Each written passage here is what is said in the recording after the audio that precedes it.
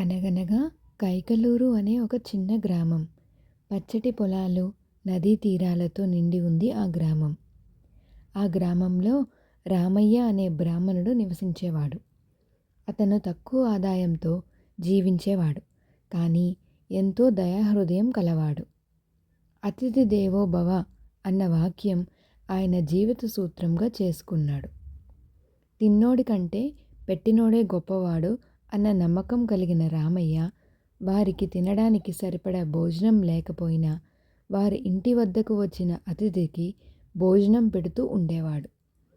ఆయన భార్య లక్ష్మి మొదట్లో దీనికి అభ్యంతరం చెప్పేది. మనకే సరిపడదు, వారికి ఎలా పెడతావు అని ప్రశ్నించేది. కానీ రామయ్య నిశ్శబ్దంగా నవ్వుతూ అన్నదాత సుఖీభవ అని చెప్పేవాడు. ఒకరోజు సాయంత్రం పూజారి వేషంలో శ్రీ మహావిష్ణువు రామయ్య ఇంటి ముందు నిలిచాడు.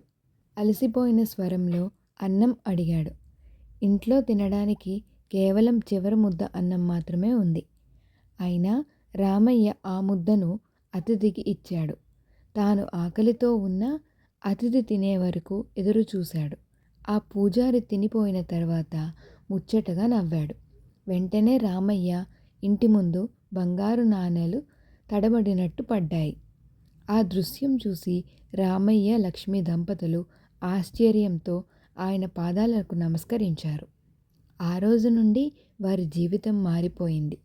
ఎలాంటి గర్వం లేకుండా ధనం, ఆనందం, సంతృప్తితో వారి జీవనం సాగించారు.